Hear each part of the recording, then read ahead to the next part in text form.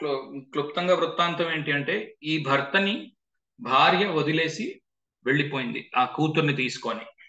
Okay, ఏమైనా కనిపిస్తున్నాయా ఆ లక్షణాలు దీంట్లో? చూడండి. సప్తమాధిపతి లగ్నాధిపతి కుజ శుక్రుడు ఇద్దరు ద్వితీయాధిపతితో కలిసి ఉన్నారు సార్. అంటే డిస్పోజిటర్ ద్వితీయాధిపతితో కలిసి ఉన్నాడు. లగ్నాధిపతి ద్వితీయాధిపతి లగ్నాధిపతి సప్తమాధిపతి ఇద్దరు ఉన్న రాశ్యాధిపతి అయిన రవి ద్వితీయాధిపతితో కలిసి ఉన్నాడు. మరి స్ట్రాంగ్ గా లగ్నాధిపతి డిస్పోజిటర్ పునర్వస్తు అయ్యిందండి. సో పునర్వస్తు రాముడు ఇది వస్తుంది కదా, అంటే సప్తమాధిపతి డిస్పోజిటర్ కూడా అండి ఆయన. ఇంకా రాముడు భార్యని వదిలేసి కొన్నాళ్ళు ఉన్నట్టు పునర్వస్తు. ధారాకారకుడు కేతు నక్షత్రం మీద సార్. అండ్ లగ్నం కూడా అనురాధ అయ్యింది. ఓకే, ఒకళ్ళయ్యాక ఒకళ్ళు చెప్పండి. ఆవిడ చెప్తున్నారు. జ్యోతి గారు కంటిన్యూ చేయండి. జ్యోతి గారే కదా మీ పేరు? అవును సార్. ధారాకారకుడు మీద ధారాకారకుడు శని అయ్యాడు. శని కేతు నక్షత్రం మీద ఉన్నాడు. పెళ్లి అయిందమ్మా, పెళ్లి అవ్వలేదా అయిందా అన్న దాని గురించి డిస్కషన్ లేదు. ఓకే, పెళ్లి అవ్వకపోతే కదా కేతు నక్షత్రం గురించి ఆలోచించాలి. అయితే 172 కి అయితే ఇక్కడ కనెక్షన్ ఉంది సార్. అంటే 172 దేనికి అవుతుంది? 172 కనెక్షన్ ఉంటే రెండో పెళ్లి అవడానికి అవకాశం ఉంటుంది. కానీ ఈ పెళ్లి సప్తమాధిపతికి షష్టాధిపతితో కనెక్షన్ కావాలి మనకి. ఓకే, అది కూడా అయ్యారు కదా సార్. లగ్న షష్టాధిపతి కుజుడయ్యి సప్తమాధిపతితో కలిసి ఉన్నాడు.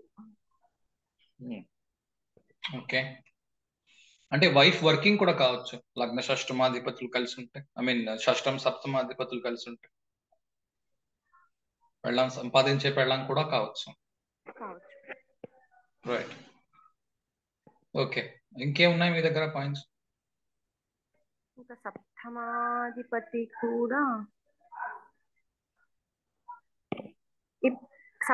కూడా కేతు నక్షత్రం కాబట్టి అక్కడ రుదంతా ఉంది కాబట్టి దాని గురించి బాధ ఉండొచ్చు. Okay, good point. సో ఇప్పుడు D1 చూస్తున్నాం కాబట్టి నక్షత్రాలను చూడండి, అది బెటర్ గా ఉంటుంది.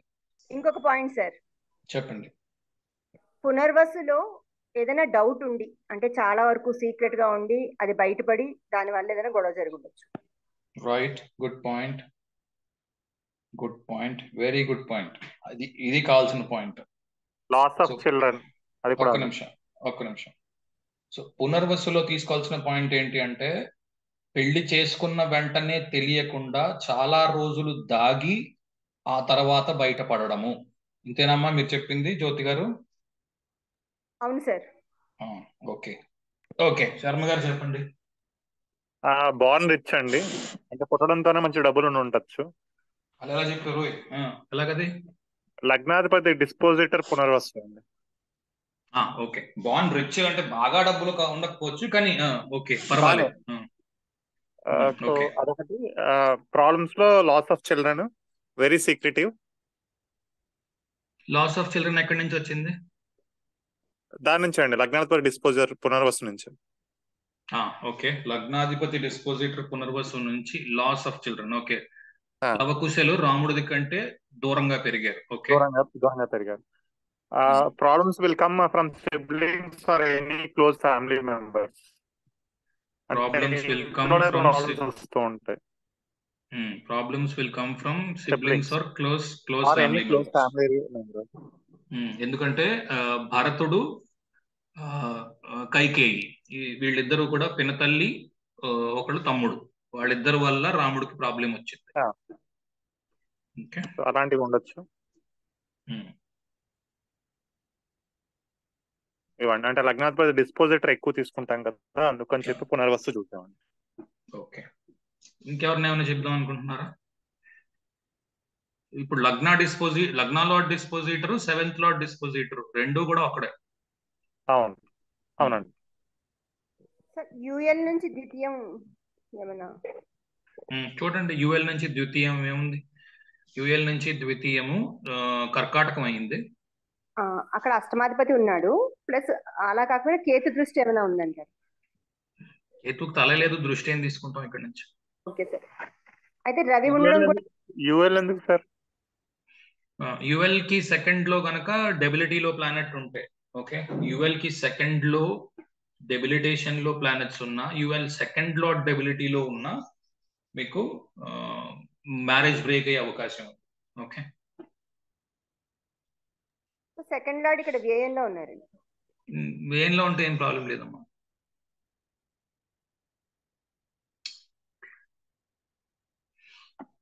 ఇంకేమున్నాయి ఇక్కడ చూడడానికి? సో 7th లార్డ్ ఉన్న నక్షత్రము మఖలో ఉన్నాడు.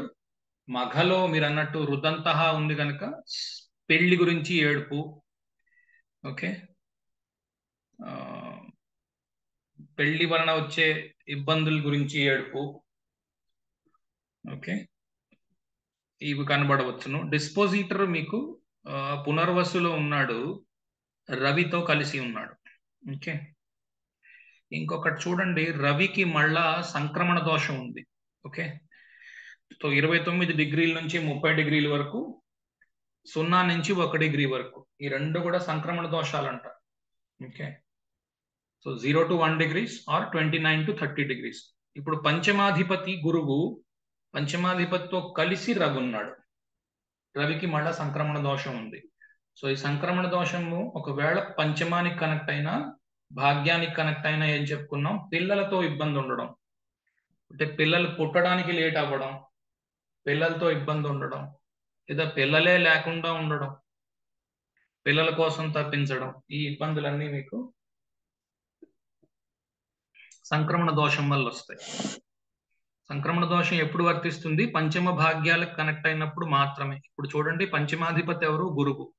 గురువు సంక్రమణ దోషం పట్టిన రవితో కలిసి ఉన్నాడు. అందుకనే నేను సంక్రమణ దోషాన్ని వర్తింపజేస్తున్నాను. లేదు అంటే ఉత్త రవి ఏదో 29 డిగ్రీలు దాటి 30 మధ్యలో ఉన్నాడు, 0 నుంచి 1లో ఉన్నాడు, పిల్లలు పుట్టరు, అంత స్పీడ్ గా డెసిషన్లోకి వెళ్ళకండి. ఓకే, ఇప్పుడు కూడా పిల్లలు పుట్టకపోవడం ఏం లేదు, పిల్లలు పుట్టారు, కానీ పిల్లలతో ఏదో ఇబ్బంది ఉన్నది అన్నది మాత్రమే మనకు తెలుస్తుంది D1 చూడగానే. ఓకే, ఇంకెవరిని ఏమని చెప్దాం అనుకుంటున్నారు? అంటే సంక్రమణ దోషం 0 to 1 కాకుండా 29, 30 మధ్యలో కూడా తీసుకోవాలండి సంక్రమణ దోషం? అవునమ్మా. ఓకే, సో ఈయన కూడా ఫ్యామిలీలో లాస్ట్ అవ్వచ్చు అండి? ఈయన తర్వాత ఇంట్లో పిల్లలు ఉండకపోయే ఛాన్స్ ఉందా? అలా చెప్పు. అంటే సంక్రమణ దోషం ఉంటే గనక వాళ్ళే లాస్ట్ ఇంట్లో ఫ్యామిలీలో, వీళ్ళ తర్వాత నెక్స్ట్ ఎవరో పుట్టకపోవచ్చు అని అంటే సమంగా నేను విన్నానో లేదు. అంటే లీనియేజ్ ఆగిపోవచ్చు, అంటే వీళ్ళకి పిల్లలు లేకుండా ఉండొచ్చు, అది నేను చెప్పింది. వీళ్ళే లాస్ట్ అంటే ఈ వంశానికి వీళ్ళు ఆఖరు అవుతారు. ఆ తర్వాత వీళ్ళకి సిబ్లింగ్స్ లో కూడా ఈయనకి తమ్ముడు చెల్లి ఎవరు ఉండకపోవచ్చు, ఈయనకి అన్నయ్యలో అక్కలో ఉండొచ్చేమో కానీ ఈయన తర్వాత ఎవరు లేదు, అలా ఉండదు. అది ఓన్లీ థర్డ్ కనెక్షన్ వచ్చినప్పుడు, అది కూడా రేరిటీ, దానికి D3 చూడాలి. అది తక్కువ ఛాన్సెస్ ఉన్నాయి. ఎందుకంటే రవి పుత్రకారకుడు, పంచమానికి అధిపతి, పంచమం పుత్ర కారకత్వం ఇస్తుంది కనుక ఎక్కువ సంక్రమణ దోషం ఉన్న వాళ్ళకి 5నే చూడండి. ఓకే, 5th కే ఇంప్లై చేయండి, ఇంకో దానికి మార్చకండి. ఓకే, ఒక్కొక్కసారి ఒక్కొక్కచో మనకి వీళ్ళు ఆఖరి వాళ్ళు అయ్యే అవకాశం ఉంది. అదైనా థర్డ్ కనెక్ట్ అవ్వాలి. ఇంకెవరికైనా ఏమైనా పాయింట్స్ ఉన్నాయి? ఓకే, సరే. చూడండి, అనురాధ 4వ డిగ్రీలో ఉంది. ఓకే, లగ్నం. సార్ సంక్రమణ దోషం సన్ మూమెంట్ ని బట్టే కదా? అవునండి, సంక్రమణ దోషం అంటే రవి ఇక్కడ ఎన్ని డిగ్రీస్ లో ఉన్నాడో చూడండి. రవి 29 degrees 1 minute లో ఉన్నాడు. ఓకే, సో 29 degrees నుంచి 30 degrees వరకు సంక్రమణ దోషం ఉంటుంది. ఓకే, సో అదైనా 5th కనెక్ట్ అవ్వాలి. సో ఇందాక నేను ఏం చూశాను అంటే 5th లార్డ్ జూపిటర్ అయ్యాడు, జూపిటర్ తో కలిసి సన్ ఉన్నాడు కనుక పిల్లలకు సంబంధించిన ప్రాబ్లం ఏదైనా ఉంటుంది. అది కాకుండా మనం ఇంకో 2-3 రకాలుగా చూసాం. ఎలాగా అంటే సప్తమాధిపతికి ఫస్ట్ అధిపతికి కనెక్ట్ చేసి దాని డిస్పోజిటర్ చూసి వాడు పునర్వసులో ఉండడం చేతను రాముడి లైఫ్ ని లింక్ చేసాం. అలా చేస్తూ వస్తూ సీతాదేవి వెళ్ళిపోవడము, లవకుశలు వేరే చోట పెరగడము, సీతాదేవితో పాటు తిన దగ్గర ఉండకపోవడము, రాముడు సీత కోసం అలమటించడము, ఆ బాధలు అన్ని కూడా మనం లింక్ చేసుకున్నాం దీనికి. ఓకే, నక్షత్ర లెవెల్లో వీడియోస్ ఉంటాయి తైత్రేయ బ్రాహ్మణ మీద. ఎవరికి అర్థం కాకపోతే వాళ్ళు యూట్యూబ్ లో వీడియోస్ చూడొచ్చు. ఓకే, సో వీరుకి మనం ఇప్పుడు నవాంశ ఓపెన్ చేసాము. సో ఇందులో D1 లోని, D9 లోని, నవాంశలోని, రాశిలోని రెండిట్లోని కూడా మీకు రెండిట్లోని కూడా మీకు వృశ్చిక లగ్నం అవుతోంది, ఒకవేళ ఇది టైం కరెక్ట్ అయితే. ఓకే, 3:45 టైం కరెక్ట్ అయితే కనుక రెండిట్లోని మీకు వృశ్చిక లగ్నం అవుతుంది. ఇది కరెక్టో కాదో తెలియాలి అంటే మనం రెండు రకాలుగా ఇప్పుడు నేర్చుకున్న ఇది అప్లై చేయొచ్చు, అది కూడా అప్లై చేయొచ్చు. సో ఇప్పుడు ఇతను రెండు వైపుల నుంచి వృశ్చికం అవుతున్నాడు కనుక medium built, okay, medium height ఉంటాడు. కానీ నాకు తెలిసి ఈ టైం తప్పు, ధనస్సు లగ్నం అవ్వాలి. ఇతను బాగా పొట్టిగా ఉంటాడు, సన్నగా ఉంటాడు. ఏమంటారండి మీరు?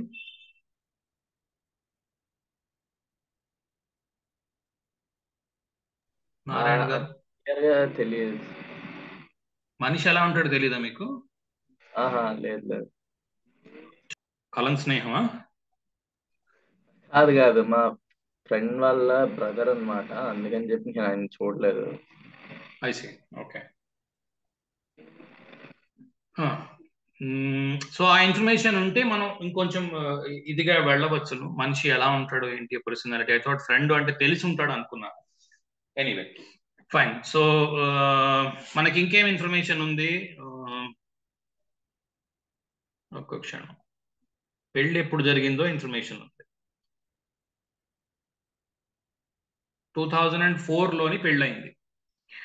ఫస్ట్ ఆఫ్ ఆల్ మనం పెళ్లి దశలు నడిపించాలి అంటే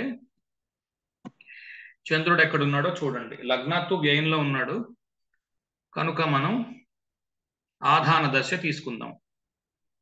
ఆధాన తార వింశోత్రి. ఆధాన తార తీసుకున్నప్పుడు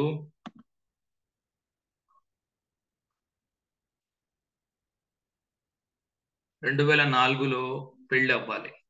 ఓకే, సప్తమంలో గురువు ఉన్నాడు. ఆధాన తార తీసుకున్నప్పుడు సప్తమం ఏమైంది? ఫిక్స్డ్ సైన్ అయింది.